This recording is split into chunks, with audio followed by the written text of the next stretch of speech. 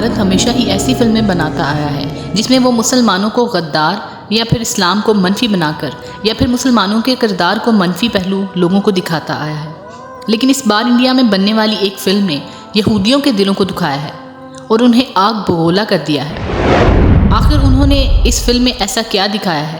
کہ 21 جولائی 2023 کو بھارتی اداکار ورن دھون کی ریلیز ہونے والی فلم نے تاریخ کی ایک ایسی تصویر پیش کی ہے جس نے دنیا بھر کے یہودیوں اور عیسائیوں کے دلوں پر جلتی پر تیل کا کام کیا ہے۔ ان کا کہنا ہے کہ اس فلم میں شامل کیے جانے والے تاریخی واقعات غلط طریقے سے بیان کیے گئے ہیں اور ان کی تاریخ کو جھوٹا بنا کر دکھایا گیا ہے۔ اس فلم کی شروعات کی کہانی میں ورن دھون اور اس کی بیوی جو کہ اپنی زندگی میں ناخوش ہیں اور ان کے آپس کے معاملات میں کشیدگیاں چل رہی ہیں۔ ورن دھون کی بیوی کو ایپیلیپسی کا مرض لاحق ہوتا ہے اور اس کی وجہ سے اکثر اسے دورے بھی پڑنے لگتے ہیں۔ اسے جب معلوم ہوتا ہے تو وہ اپنی بیوی کے ساتھ اپنا برتاؤ بہتر کرنا شروع کر دیتا ہے۔ ورن دھون ایک کالج میں تاریخ کے استاد کے کردار ادا کر رہا ہے۔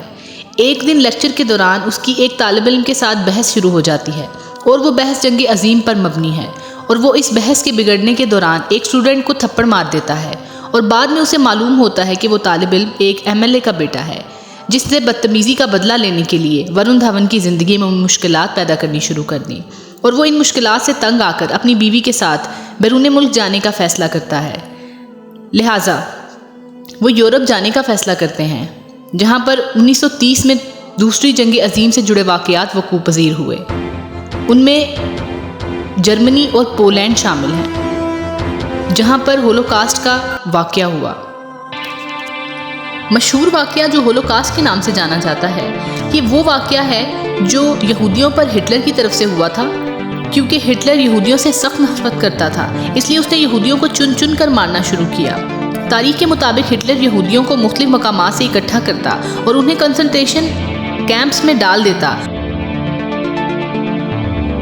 وہ ان کیمپس میں زہریلی گیسیں چھوڑتا یا پھر گولیوں کے ساتھ ان تمام یہودیوں کو قتل کروا دیتا۔ اس فلم میں بھی یہودیوں پر ہٹلر کی طرف سے کیے جانے والے مظالم کے بارے میں بتایا گیا ہے۔ ورن دھون جب ان علاقوں کے پاس سے گزرتا ہے تو بطور ہسٹری ٹیچر وہ ان تمام واقعات کا تذکرہ کرنا شروع کر دیتا ہے اور دکھایا گیا ہے کہ ہٹلر پہلے یہودیوں کے لیے خاص لباس بنواتا اور وہ لباس پہنا کر انہیں قیدی بناتا اور اس سیل میں بند کر دیا جاتا۔ ورن دھون اور جانوی بھی خود کو اس لباس میں دکھانے کی کوشش کر رہے ہیں۔ اس فلم کے ایک ڈائلاگ میں جس نے یہودیوں کے دلوں کو جھنجھوڑ کر رکھ دیا وہ یہ ہے، ہر رشتہ اپنے ایشوٹ سے گزرتا ہے۔ اب اس ایشوٹ کی بات کی جائے تو یہ بھی ایک کیمپ تھا جو ہٹلر نے پولینڈ پر قبضہ کرنے کے بعد بنوایا تھا اور اس کیمپ میں یہودیوں کو مارنے کے لیے باقی کیمپس کی نسبت زیادہ تکلیف سے طریقوں کا چناؤ کیا جاتا تھا۔ اس کیمپ میں یہودیوں کو مارنے کے لیے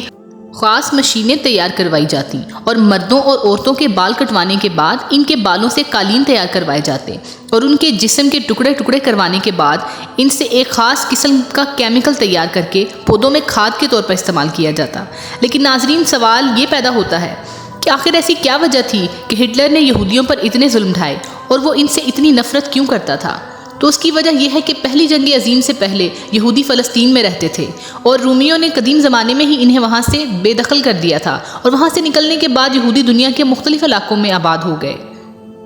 اور دوسری جنگ عظیم میں جرمنی کو بڑی شکست کا سامنا کرنا پڑا اور جرمنی نے حالات یہاں تک پہنچ گئے کہ وہاں لوگ بھوک سے مرنے لگے۔ تو اس بات کا بدلہ لینے کے لیے ہٹلر نے یہودیوں کو ختم کرنے کا خفیہ منصوبہ بنانا شروع کیا اور ہٹلر نے دیکھتے ہی دیکھتے 60 سے 70 لاکھ کے قریب یہودیوں کو دردناک موت کی بھینٹ چڑھا دیا۔ اس فلم کے متعلق یہودیوں کا کہنا ہے کہ اس فلم میں ہٹلر کے مظالم کو بہت کم کر کے دکھایا ہے اور جانوی کپور نے ایک اور ڈائلاگ جس میں وہ کہتی ہیں کہ ہم سب بھی تھوڑے بہت ہٹلر کے جیسے ہیں، اس ڈائلاگ نے یہودیوں کی روح کو تڑپا کر رکھ دیا کہ دنیا کو اس بات کا ذرہ برابر بھی اندازہ نہیں ہوگا کہ ہولوکاسٹ کے سانحے نے ہماری نسلیں تک تباہ کر کے رکھ دی ہیں اور ہمارے ذہنوں پر دیر پا کیا اثرات مرتب کیے ہیں۔ اس پر اسرائیل ایمبیسی نے بھی ناراضگی کا اظہار کرتے ہوئے کہا کہ دنیا کو ہٹلر کی طرف سے کیے گئے مظالم سے آگاہ کرنا چاہیے۔ لیکن اگر یہاں پر ہم قرآن پاک کی سورۃ اعراف کی آیت نمبر 166 کا مفہوم بیان کریں،